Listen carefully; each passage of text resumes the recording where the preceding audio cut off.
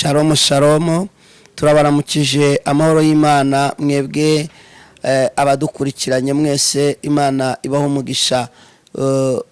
N'umukozi w'Imana muri ko muravugana ni Prophete Jire. Dusanzwe dukora ibikorwa by'Imana mu ishengero Nazareth Church, ni ishengero iri ngaha mu gisagara cya Bujumbura, no mu Ngagara muri quartier y'Icyenda.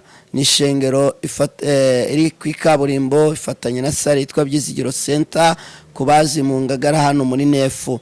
Rero ndagira ngo dusangire ijambo ry'Imana uhoraho aduhaye kugira ngo dusangire akanya gatoya.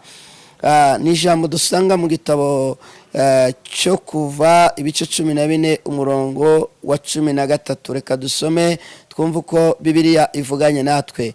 Haravuze ngo Mose asubiza abantu ati mwitinya, asubiza abantu ati mwitinya, uyu munsi Uwiteka ari bubarwanirire, kuko abanyegiputa mubonye uyu munsi mutazongera kubabona ukundi.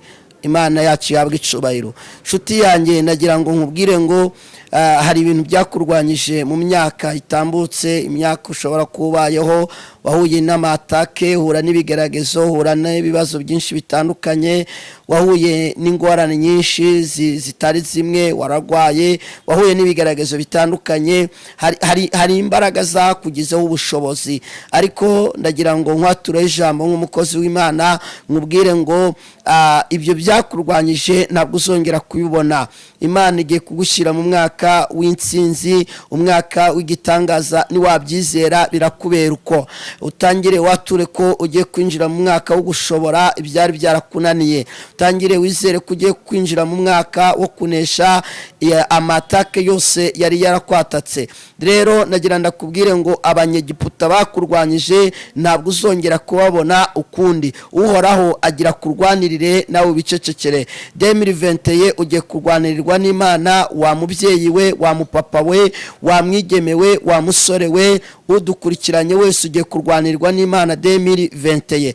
Kubw'iyo mpamvu rero shengero Nazareth Church ryabategura igikorane kidasanzwe cyo gusozera uyu mwaka, dusezerera ku byaturwanyije, cyo dusezerera ku matake yose.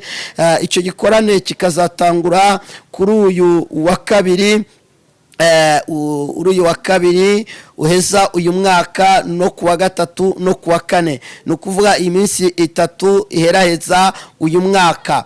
Hanyuma iyo gikorane kikazatangura ku isaha y'isa 10, tukazaga dutaha saa 2 z'ijoro. Murahawe kaze rero mwese kugira ngo dufatikanye namwe gusenga Imana, dusezerera ibyaturwanyije byose 2020, tubisezerera tubikubita hasi, dusengera abantu b'Imana. Muze mwese murahawe kaze, dufatikanye amasengesho, dusezerere Satani n'abadayimoni biwe, twinjire mu mwaka w'intsinzi. Imana ibaho umugisha. Itelefoni zacu ni 71 791